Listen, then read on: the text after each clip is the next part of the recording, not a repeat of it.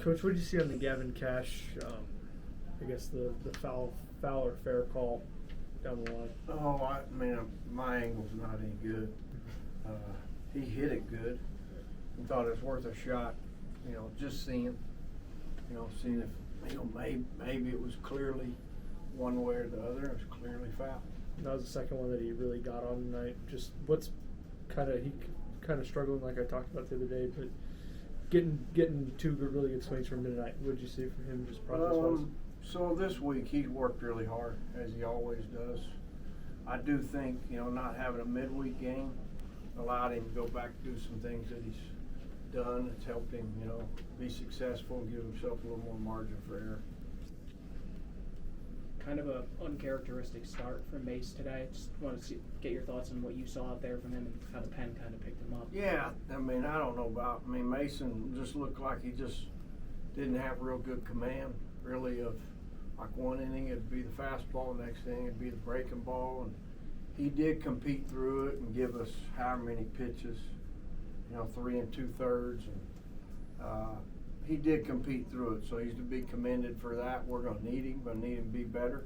He knows that, and it looked like a lot of guys were in a little bit of a fog, really, to me, just early on, and he was probably right there with them.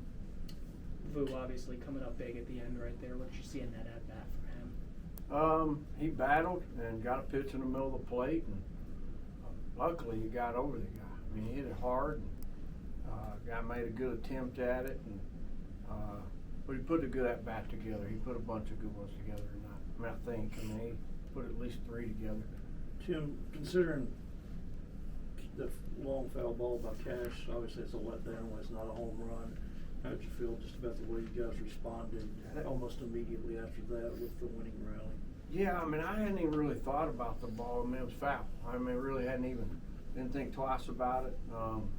What inning was it in? 6 maybe? The 8th. Oh, was it the 8th when he hit it? Yeah. And so, honestly didn't even think about it. Knew we had at-bats left. I knew the guys were going to, keep trying to grind at-bats away and win pitches and do what you need to do there. And we're fortunate, ball's found some holes. And I want to say Ty, put together a good at-bat there. Kind of got the thing started.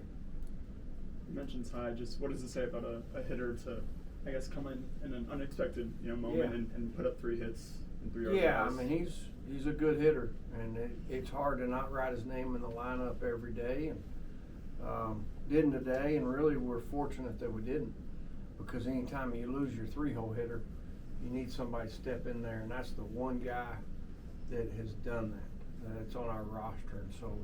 And actually, the game looked, fairly slow to him over there at third base.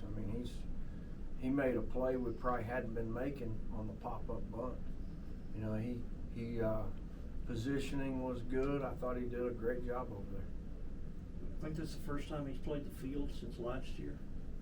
So was there any hesitation then putting him at third base? Obviously, you knew, like you said, he's good for the 3-hole. Well, he hadn't played much defense. we were down. I want to say when it happened, 2 runs after the first. Is that accurate? Yeah. You're down 2, and you're going, okay, got to have a 3-hole hitter, and so he's a 3-hole hitter. Thought about, possibly moving some guys around, but he took infield there, and so game pretty much told us what to do, and just stuck him in there, and it's obviously without him it'd have been tough. There's a lot of moments like that where this team could have gotten a little bit flustered tonight. You've said time and time again how patient of a big game baseball is, and sometimes it's just best to let the game come to you. How much is that point kind of proven in a game like tonight? Yeah, it's there's a lot of guys picking each other up today. There was a number of things within that game where you'd fundamentally like to do them better. Starting off with probably just staying in the game, you want to, there's going to be bad things happen, and you have to do everything you can to maintain your composure, even though I think, I'm not sure you can do that in that moment. What I mean is based on the way Baz felt about where, you know, where the pitch was, and so. But yeah, I mean, if you can get a college baseball team, and I'm not saying we have, if you can get them to play 27 outs and to play 9 innings, it's a lot more enjoyable. It's a lot more enjoyable too when you play the game the right way and keep singles, and pick the ball up, throw them out, throw it to the mitt, and all that good stuff. Tim, there's a stretch there where I think Sam Houston scored in each of the first 7 innings they scored, and those 10 straight innings that y'all had given up runs going back to last weekend. I mean, Oh, wow. Where do you feel like your pitching is right now? Yeah, I wouldn't have thought of last weekend. Obviously, you know, I do think that it's a time of year where starters do get tired, you know, across the country. And I do think hitters are in better rhythm and seeing the ball better. And I do think it's very much like just, you know, that's why starting pitchers, relief pitchers, all of them, the better they can be at their craft, and they understand like there's less margin for error the better the hitters are. That's why you go play catch the right way and do your stuff on the side the right way. And so, but I think you see that across the country, and but sometimes you see it, you know, early, like maybe after a guy's first or second start, a guy has a dead arm, and but like, I mean, it's no big surprise that a guy, you know, that more than one guy goes out and just didn't have great command. So, and a lot of them think stuff means pitching. That's probably a lot of it where it starts. I mean, pitching's adding, subtracting, and hitting the mitt with the ball.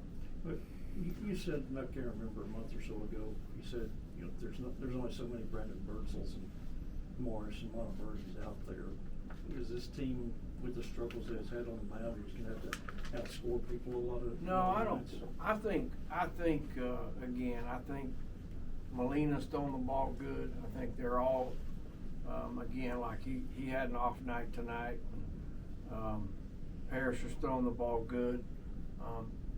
Obviously, you know, you want to be pitching at the highest level you can. Do you have to outscore people to win? Yeah, in any baseball game, don't I think you do.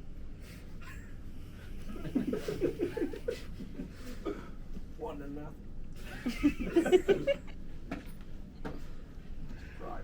Would you like more 1-0, 2-1 games? No, I mean I'm a big fan of doing things right and playing the game the right way, and whatever that game presents that day, which this is what today presented.